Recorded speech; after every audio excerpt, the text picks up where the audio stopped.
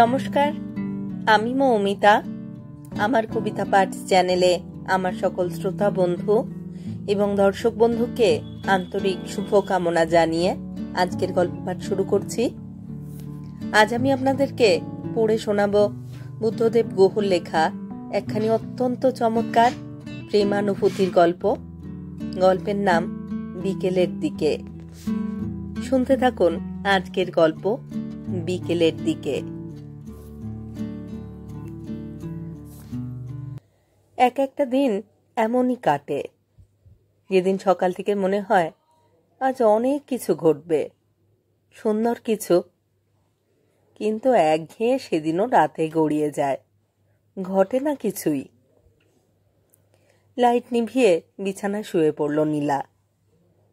কবে যে শেষ পাশে একজন পুরুষ তার বিছানা ভাগ করে তার সঙ্গে শুয়েছিল, সেই কথা আজ তার মনেই পড়ে না। হঠাৎ ভুল করে উড়ে আসা পাখির মতো সেসব দিনের কথা মনের ঘরে আচমকা ঢুকে পড়লেও চকিতে তাদের চামচিকের মতো দূর দূর করে তাড়িয়ে দেয় সে। যেদিন গেছে সেদিন চিরদিনের জন্যেই গেছে। পথের আলোটা তেরছা হয়ে এসে পড়েছে ঘরে, রোজই পড়ে। গাড়ির হেডলাইটের আলোয় এই একতলার জানালার সাদা পর্দাটা আলোর আভাসে আভাসিত করে যায়, রোজই যায়। ঘরের সিলিংয়ে আলো ছায়ার ভুতুড়ে নাচ চলে কিছুক্ষণের জন্যে, তারপর আবার জেকে সেই। নীলা কাত হয়ে শুয়ে শুয়ে ভাবে, তার জীবনটাও জানালার ওই সাদা পর্দাটার মতো। উৎসাহী কৈশোর থেকে আরম্ভ করে ক্লান্ত শেষ যৌবনটার মধ্যে অনেক আলোই তাতে পড়েছিল, কিন্তু কোনো আলোই দিনশেষে ধরা থাকেনি। আলোর আভাসে আভাসিত করেই সব আলো মরে কালো হয়ে গেছে।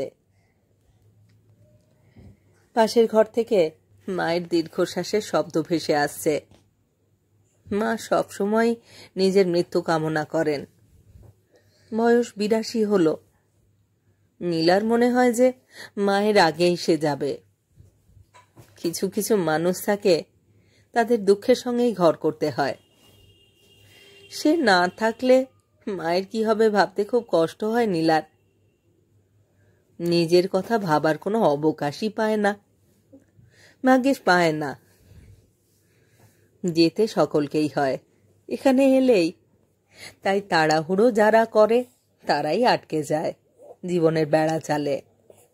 এমন মানুষ অনেক দেখেছে নীলা। কাল রুমি একগুচ্ছ লাল গোলাপ এনেছিল সঙ্গে করে। পাগলি আছে মেয়েটা, যখনই যা মনে হয় তখনই তাই করে। একবারও ভাবে না সেই কড়াকড়ির ঔচিত্য অনৌচিত্য নিয়ে। নীলাও যদি পারত এমনই করে জীবনটাকে ভাসিয়ে নিয়ে যেতে। এত বেশি ভাগাভাগি করেই বা কি হলো, কি হবে? যা হবার তাই হয়, হয়েছেও। তবু রুমিকে ভীষণ ঈর্ষা করে নীলা। ঈর্ষা করে সব নারীকেই, যাদের বয়স তার চেয়ে কম, রূপ বেশি, উচ্ছ্বাস বেশি, যাদের স্বামী ছেলে মেয়ে ভরা সংসার আছে, এমনকি আছে ঝামেলা ঝঞ্ঝাট খিদে অভাব মানবিমানও। ওর জীবন কলকাতার এই ঘোলাটে রাতের না গরম না ঠান্ডা, ধোঁয়াশা ভরা উপদ্রুত নিরুপদ্রবতার মতোই, নিস্তরঙ্গ, ঘটনাহীন। দম বন্ধ হয়ে আসে, অথচ এর মধ্যেই প্রশ্বাস। ঘেন্না করে, এক রকমের ভালোবাসাও অথচ বাসে, হয়তো না বেশে নিরুপায় বলেও।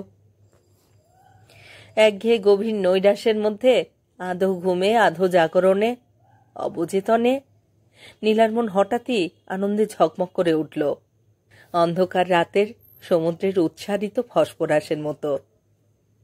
কালকের কথা ভেবে সুবীর কাল আসবে বলেছে। নীলার একাকিত্ব এবং ওর সৌন্দর্য অনেক পুরুষকেই কাছে টেনেছে আজ অবধি, এবং আরো অনেকদিন টানবেও। পরমেশের সঙ্গে ছাড়াছাড়ি হয়ে যাবার পর বিশেষ করে বিভিন্ন কোণ থেকে, দূর থেকে, কাছ থেকে অনেককে শুভেশে এবং পরমেশকে নানা অবস্থাতে দেখে দেখে পুরুষদের মধ্যে সে এক ধরনের লেজহীন রোমহীন জন্তুকেই আবিষ্কার করেছে বারবার। সত্যজিৎ রায়ের উপন্যাসের নামে তাদের ইদানিং নীলা মনে মনে আশ্চর্যজন্তু বলে ডাকে। তাদের একজনের এক এক রকম নরম ছড়ন ধরন ধারণ। কেউ চোরের মতন আসে পা টিপে টিপে, কেউ ডাকাতের মতন হুহুঙ্কারে, কেউ আবার সাধুর বেশে শয়তানি করে, কেউ কেউ মুখোশ না পরে। প্রত্যেকের এগোবার প্রক্রিয়াটা ভিন্ন, কিন্তু গন্তব্যটা একই। এই জঙ্গলে আশ্চর্যজন্তু ছাড়া অন্য জন্তু আর দেখল না নীলা। পুরুষের মতন এমন মূর্খ জাত বোধ হয় অন্য কোনো গ্রহেই নেই। যা সস্তা তাকেই দামি ভাবে এরা, এবং যা দামি তার দাম ধরে কানা করি। কিন্তু এই মানুষটা মানে সুবীর আশ্চর্য ব্যতিক্রম। এমন পুরুষ ও এর আগে আর দেখেনি। ভালো খারাপের কথা হচ্ছে না, এমন অন্যরকম পুরুষ, বেটে খাটো ভোলা ভালা, সাধারণ হয়েও অসাধারণ। সত্যি কাল সুবীর আসবে বলেছে। গত সপ্তাহে ফোন করেছিল হঠাৎই। মোটামুটি একটা চাকরি করে, কিন্তু তার বড় পরিচয় এই যে সে নাটক করে, শখের নাটক। তা বলে মানুষটা নাটুকে নয় মোটেই। এবং তার যে পরিচয় সম্বন্ধে নীলা সম্পূর্ণ অনবহিত ছিল তা হচ্ছে সে গানও গায়। স্বরলিপি পড়ে নয়, সত্যিকারের গান গায়। ব্যাকরণকেও খল নোড়াতে মেরে গলার মধ্য দিয়ে সে স্বর্ণচূর্ণ মেশা মকরধ্বজের মতো প্রাণবন্ত করে তোলে।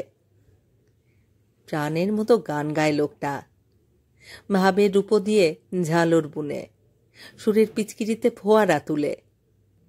অথচ তালিম নেয়নি নাকি কারোর কাছে। মানুষটা নীলা শুনেছে নীলারই মতো একা ডিভোর্সি। একজন পুরুষ এবং একজন নারী নীলা এবং সুবীরের হৃদয় খুঁড়ে ভালোবাসার লাল কলজে কামড়ে হলুদ দাঁতে তুলে নিয়ে গেছে অনেকদিন আগেই। ধপধপে চাদর মোড়া ডানলপিলোয় অন্যের সঙ্গে কামড়া কামড়ি করে ছিঁড়ে খাবে বলে। সুবীরের একটি ছেলেও আছে, শুনেছে নীলা।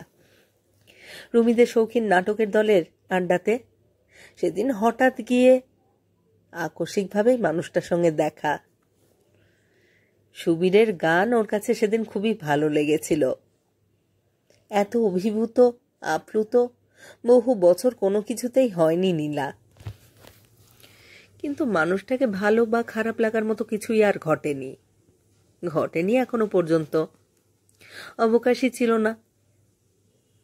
তবুও সে রাতে বাড়ি ফিরে খেতে বসে এবং খাওয়ার পরও সারা রাত লোকটার ভাবনা যে তাকে আচ্ছন্ন করে রেখেছিল, এই কথা সে অস্বীকার করতে পারেনি।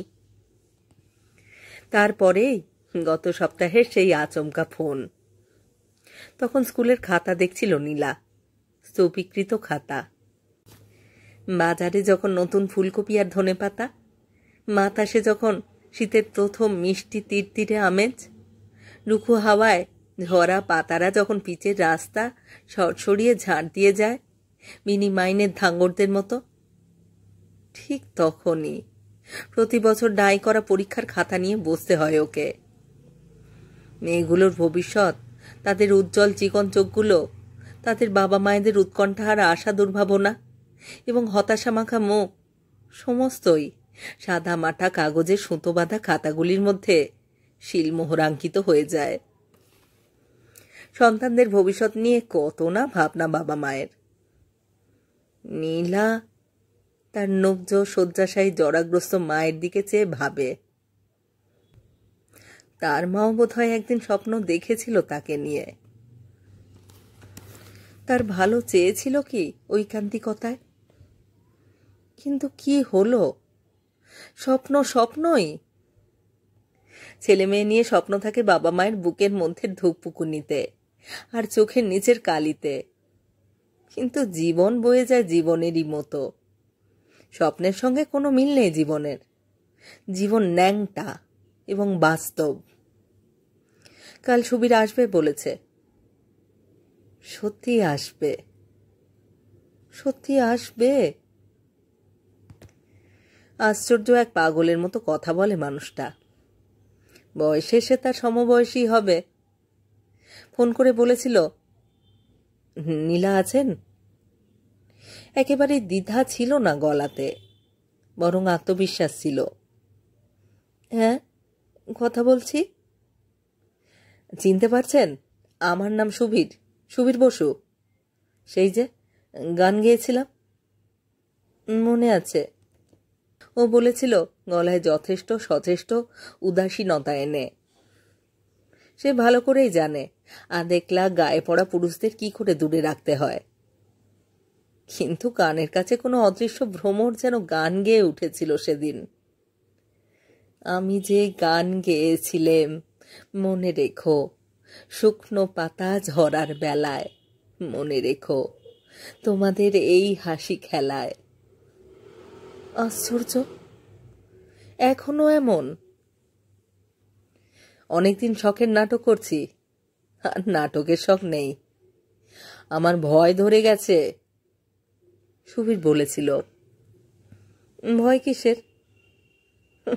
ভয় কিসের? নীলা শুধিয়েছিল হেসে, ব্যাপারটাকে খুব লঘু করে। কারণ সুবীরের গলার স্বরের রকমটা নীলা ভয় করেছিল। এসব পুরুষ বড় বেহিসেবি। পাতা চাপা ঝড় থাকে এদের মধ্যে, বড়ই ছোঁয়াচে এই স্বর।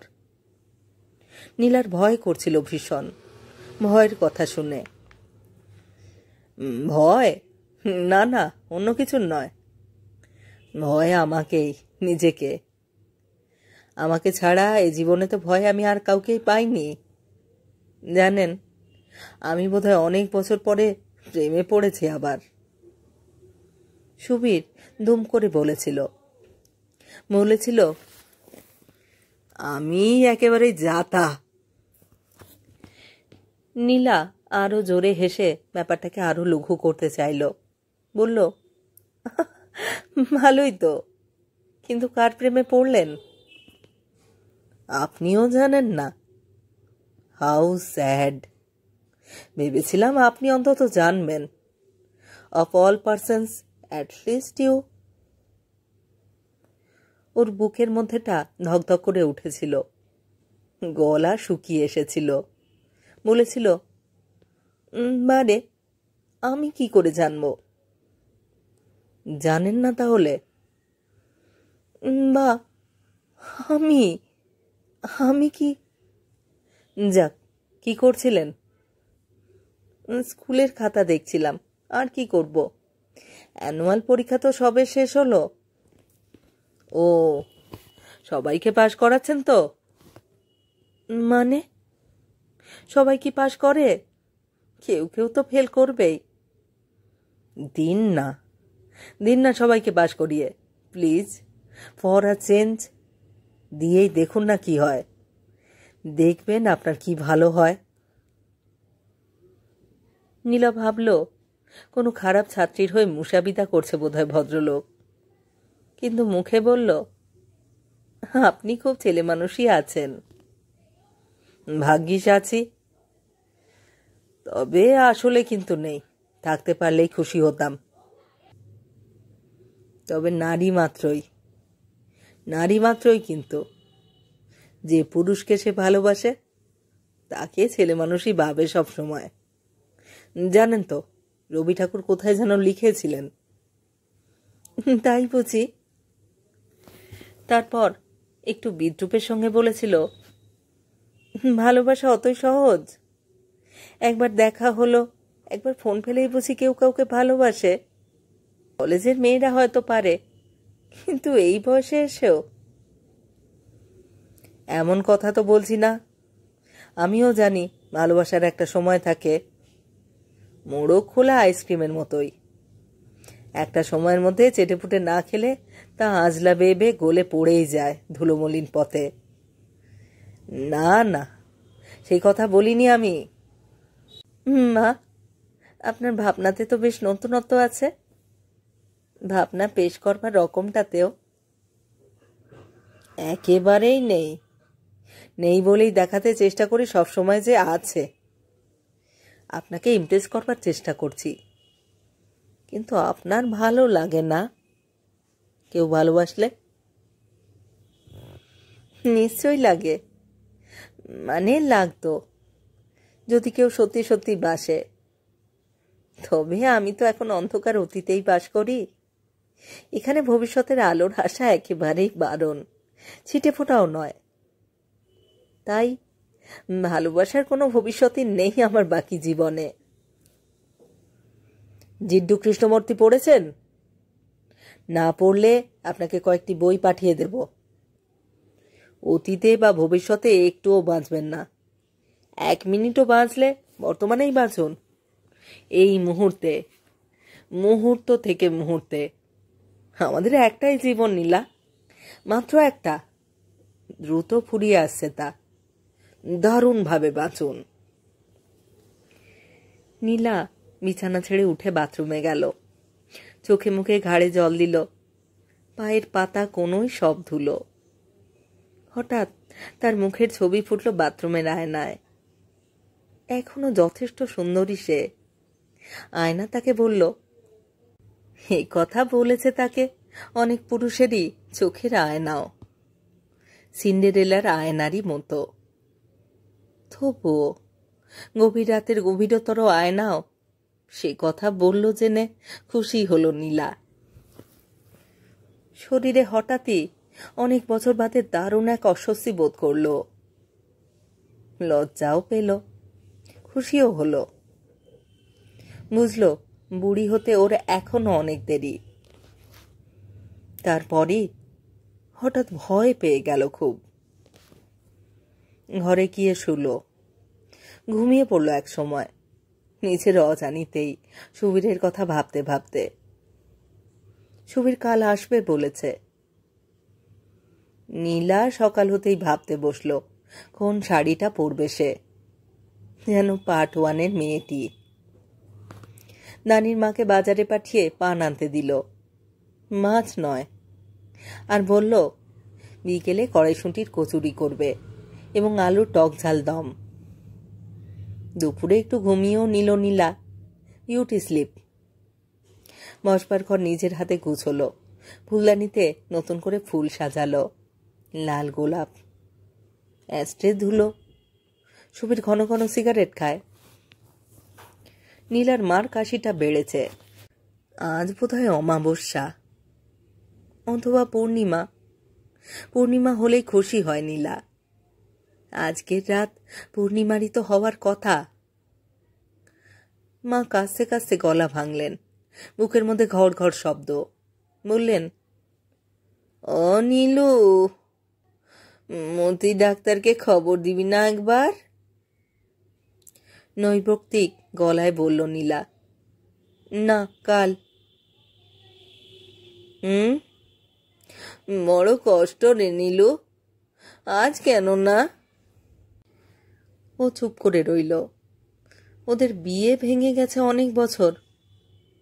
কখন চাকরি নিয়ে দিল্লিতে যাবার পর থেকেই মাকে নিয়ে আছে নীলা, একাই। মায়ের কষ্টর আর শেষ নেই।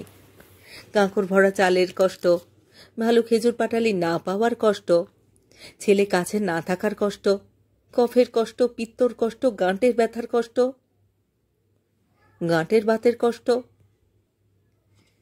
কিন্তু নীলার কোনো কষ্টর কথাই মা কখনো জানেননি, জানতেও চাননি। বুড়ো হলে বেশিরভাগ মানুষই বড় স্বার্থপর হয়ে যায়।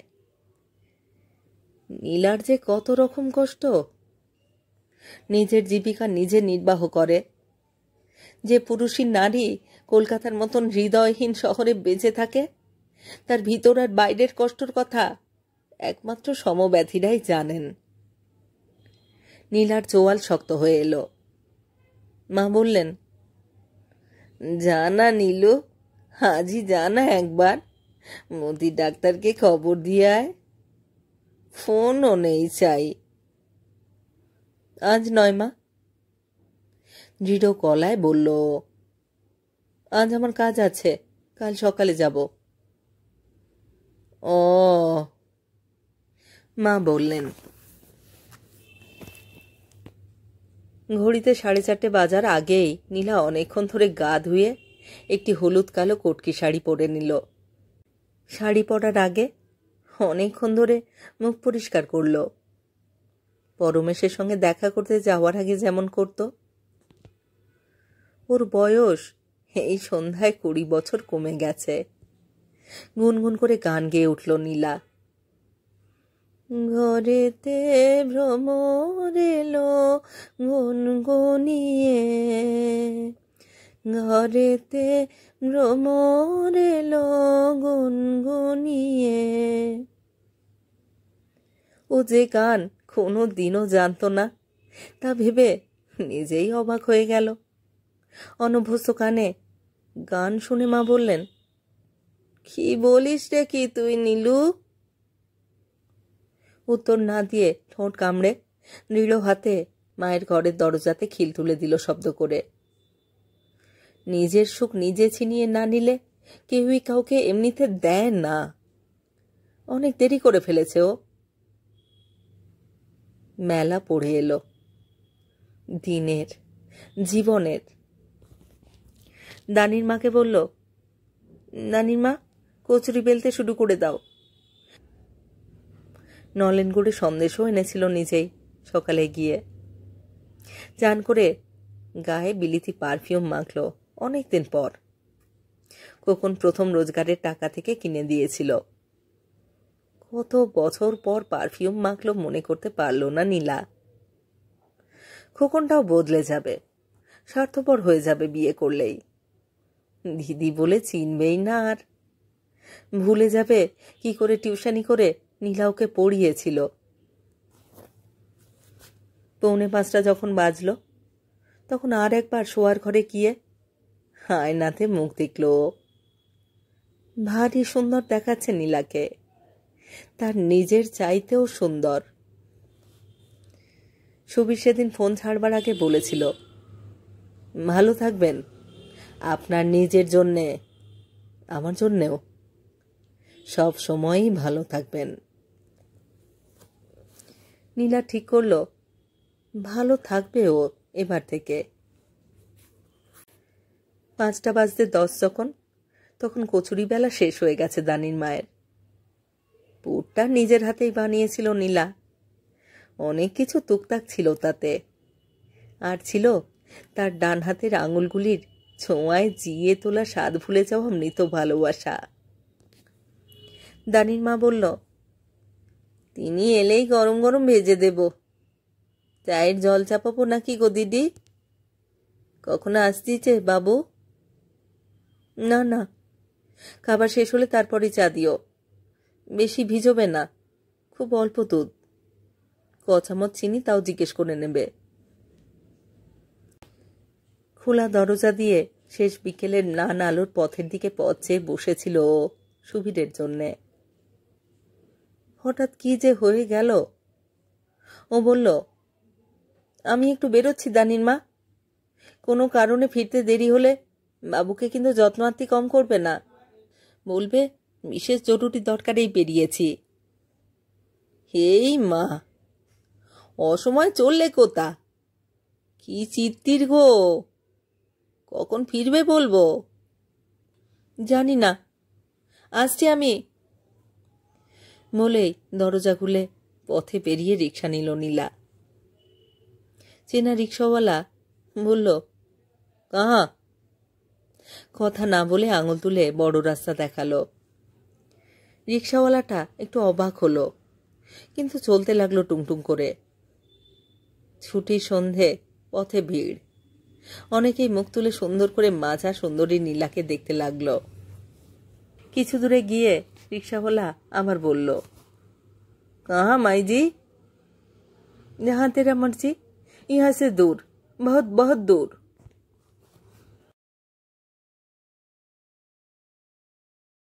রিক্সাওয়ালা মিড়বিড় করে, ভালো মানুষের মেয়েকে পেতনিতে ভর করেছে, তা ভেবে মন্ত্র পড়তে লাগলো। 8 মাইলটা গিয়ে রিক্সা ছেড়ে দিয়ে বেশ কিছুক্ষণ উদ্দেশ্যহীনভাবে হেঁটে বেড়ালো নীলা। অনেকক্ষণ। পান খায় না কখনো, তবু পান খেলো অপরিচিত পানের দোকান থেকে। পাড়াটা সুবিধের নয়। কালো শর্ট আর কালো ট্রাউজার পরা দুটো ছেলে সিগারেটের ধোঁয়া ছাড়তে ছাড়তে চোখ টিপল ওর দিকে। আজ নীলা কিছুই মনে করল না। ও আজ অনেকই পেতে পারত। অনেক সম্মান স্বেচ্ছায় আজ বিকেলে ছেড়ে এসেছিল বলেই এই তুচ্ছ অপমান গায়ে মাখল না। অথচ ঠিক কি যে পেতে পারত সুবীরের কাছে, তার সঠিক অনুমান করাও তার সাধ্যের বাইরে ছিল। যে প্রাপ্তির মান ও ওজন জানা নেই, তার দাম অনেক। ঘণ্টাখানেক পরে ঘুরে ঘুরে যখন নীলা হঠাৎই দ্রুত বাড়ির দিকে আসতে লাগলো, তখন তার মন বারে বারে বলতে লাগলো সুবীর যেন চলে না গিয়ে থাকে। নিজেকে অভিশাপ দিতে লাগলো ও চলে আসার জন্যে। কি করতে বসে থাকবে এতক্ষণ সুবীর? দানির মায়ের মুখ দেখবার জন্যে আর মায়ের কাশির আওয়াজ শুনবার জন্যে? বেল টিপতেই দানির মা দরজা খুলে ভৎসনার চোখে তাকালো মুখে। নীলা হাঁপাচ্ছিল। হঠাৎই সেই মুহূর্তে দানির মায়ের কুৎসিত মুখটাকে বড়ই সুন্দর বলে মনে হচ্ছিল নীলার। কি হলো? ভালো করে খাইয়েছিল তো? চলে গেল? ধরে রাখতে পারলেন না? খেলে তো খাওয়াবো। সে কি কচুরি খেতে এছিল? সে কি কিছুই খায়নি? হাহাকার করে মুখ ভরে গেল নীলার। এই যে চিট্টি, 1 কাপ চা পর্যন্ত খেলে না গো। বড় জিদ্দি নোক। আমি তার কি করতে পারি? এত পেড়াপেড়ি কন্নু। চিঠিটা হাতে নিতে নিতে বলল, কখন চলে গেল? এই তো, তুমিও এলে সেও গেল। তোমার সঙ্গে দেখা হলো না। কি জানি বাবা, সে কোন দিক দিয়ে গেল আর তুমি কোন দিক দিয়ে এলে। নীলা ভাবছিল এমনই হয়েছে চিরদিন। একজন যায়, অন্যজন আসে, একই পথ দিয়ে। অথচ দানির মাকে বলল, কোন দিকে গেল দেখলে? সেটাও দেখতে পারলে না? একটা অপদার্থ তুমি। তা আমি কি জানি? দরজা খুলে দিনু, সে পাইলে গেল। এখন আমার উপর মেজাজ করি না ভাবে কি? অবশ্যই বসে পড়ল নীলা। বসে পড়ে চিঠিটা পড়ল। এসেছিলাম, এসে বোধহয় ঠিক করিনি। আমাকে এড়াবার জন্যই নিশ্চয়ই বাড়ি ছিলেন না। আমাকে এড়ান দুঃখ নেই, কিন্তু জীবনকে এড়িয়ে যাবেন না। 50 মিনিট বসেছিলাম। বর্তমানে বাঁচতে বোধহয় আপনার আদৌ ইচ্ছে নেই। বেশ, চললাম। ভালো থাকবেন। আপনার জন্যেই। কোনো সম্বোধন নেই, শেষেও কিছু নেই। ফোনে বলেছিল ভালো থাকবেন আমার জন্যেও। চিঠিতে সে কথার উল্লেখ নেই। শুধু নীলার জন্যই ভালো থাকতে বলেছে নীলাকে, তার জন্যে নয়। চিঠিটা হাতে নিয়ে বসেও ভাবছিল, কোনো মানুষ কি শুধু নিজের জন্যই ভালো থাকতে পারে? একা? মানুষ যে সম্পূর্ণতা পায় না কোনো কিছুতেই। খুব অভিমান হলো নীলার। কার উপরে তা বুঝল না। কি গো দিদি, কচুরি দিই তোমাকে? ললেট গুড়ের সন্দেশ? দানির মা, চুপ করো তুমি। বেশ, এই কন্যু। ঘরে গিয়ে আলো নিভিয়ে খাটের উপর উপুর হয়ে শুয়ে পড়ল নীলা। চোখের কাজল মুছে গেল, খোঁপা ভেঙে গেল, জলে ভিজে এলো চোখ।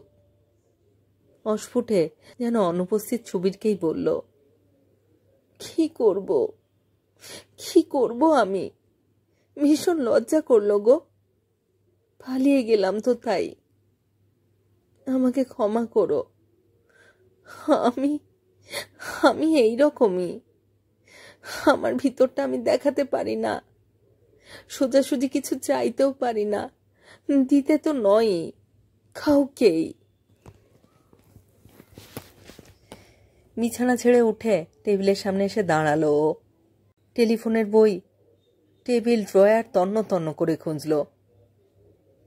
না, সুবীরের ফোন নাম্বারটা ওর কাছে নেই, হারিয়ে ফেলেছে। ও ঘর থেকে মা ক্রমাগত আসছিলেন। দানির মা মশলা বাড়ছিল গাপুক গাপুক আওয়াজ করে, ডিমের ঝোল রাঁধবে বলে। পথ দিয়ে হরিধ্বনি দিয়ে খই ছিটিয়ে একজন যুবতীর মৃতদেহ নিয়ে গেল কারা যেন। উল্টো দিকের বাড়ির চাটুজ্জে মশাই ঝুঁকে পড়ে দেখলেন মৃতদেহ, তাই সই যুবতীর দেহ তো। নীলা মরলেও নিশ্চয়ই দেখবেন এমনই করে। মায়ের ঘরের দরজা খুলল নীলা। কাছে কাছে মা বললেন, আজকে আজকে কার আসার কথা ছিল রে নীলু? তুমি চেনো না মা? তুমি কি সবাইকে চেনো? রুড়ো গলায় বলল নীলা। না, চিনি না, তবে পরমেশও তো একদিন অচেনাই ছিল, পরে তো চেনা হলো। যেদিন ও প্রথম ভবানীপুরের বাড়িতে আসে সেদিনও তুই ঠিক এমনই ছটপট করেছিলি। খক খক খক খক কাশির শব্দ। ওরে নীলু, ভাইটাকে ভাসিয়ে দিস না মা, বাপ মরা ভাই। এই বয়সে এসে এমন ভুল আর করিস না খোকন। ও ভালোবাসাবাসির বয়স তো আর নেই, সব কিছুরই বয়স থাকে রে। মা! চিৎকার করে উঠল নীলা। চেঁচাস না, চেঁচাস না, এসব সময়েরই লীলা।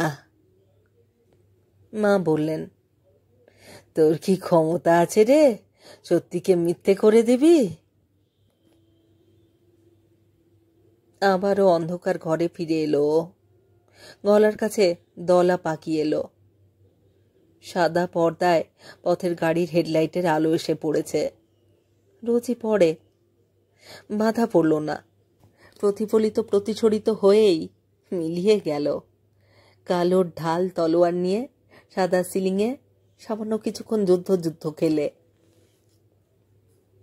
নীলা নিরুচ্চারে বলল, কি করব? ভীষণ ভীষণ লজ্জা করলো যে। ছি, এই বয়সে এত দূর এসে। আচ্ছা, তুমিও কি বর্তমানের হতে পারলে না? সকালে ছিলে ভবিষ্যতের, বিকেলে অতীতের হয়ে গেলে তুমিও। মাইডের শাড়ি ছেড়ে বাড়ির শাড়ি পরে এলো নীলা, যেন কোনো ছাত্রী ওর। নানির মা খাবার পাতে দিয়ে আর চোখে তাকাচ্ছিল ওর দিকে। এই সুন্দরী চিকন নাগিনী যে পুরনো খোলসের মধ্যেই বাসা বেঁধেছিল, এই কথা এত বছরে একবারের জন্যেও দানির মায়ের পোড় খাওয়া অভিজ্ঞ চোখেও ধরা পড়েনি। মা, নীলা বলল, খুব সুন্দর রেঁধেছ তো ডালটা আজকে, দারুণ। কথা না বলে দানির মা একদৃষ্টে চেয়ে রইল নীলার মুখে, অবাক হয়ে। অশিক্ষিত কিন্তু বুদ্ধিমতী দানির মা ভাবছিল, একটি নতুন মানুষের এক ঝলকের হঠাৎ আশায় এই ছোট্ট বাসা, নীলার বুকের পাথর চাপা ভালোবাসা সব কেমন অবাকভাবে চমক তুলে বদলে গেল। সব কেমন অবাকভাবে চমক তুলে বদলে গেল। এই বিকেলে মনের মধ্যে উথাল পাথাল কথার বোবা সমুদ্র, মুখে শুধুই সুতি খাল। বিদ্যে শিক্ষের অভাব যে দানির মায়ের, সে নীলার হাসি মুখের দিকে চেয়ে খুব খুশি হলো। কতদিন হাসে না মেয়েটা। ফোকলা দাঁতে ফিচিক করে হেসে বলল, ডালে স্বাদ হবে নি? হিং ফোড়ন দিয়ে কত ভালোবেসে রেঁধেছি, কত ভালোবেসে রেঁধেছি যে। নীলা ওর দিকে তাকালো, মুখে কিছুই বলল না, মনে মনে বলল, জানো দানির মা, হিংটা কিছুই নয়, আসল কথা। ঠিক আছে, আজকের দিনটা না হয় আজলা কোলে অতীতের জলে গিয়ে পড়লই, কিন্তু রাতও তো পেরুবেই। কাল, পরশু, আগামী রবিবার। এবার অতীতকে পায়ে মারিয়ে ভবিষ্যৎকে টেনে নামিয়ে বর্তমানে জয়রথে উঠে বসবে নীলা। সুবীর যদি সে রথে ওঠে তো উঠল, নইলে অন্য কেউ উঠবে। অনেক বিলম্বিত এই জয়যাত্রা তা বলে থেমে থাকবে না। বর্তমানেই বাঁচবে নীলা, দারুণভাবে বাঁচবে, বাঁচবেই।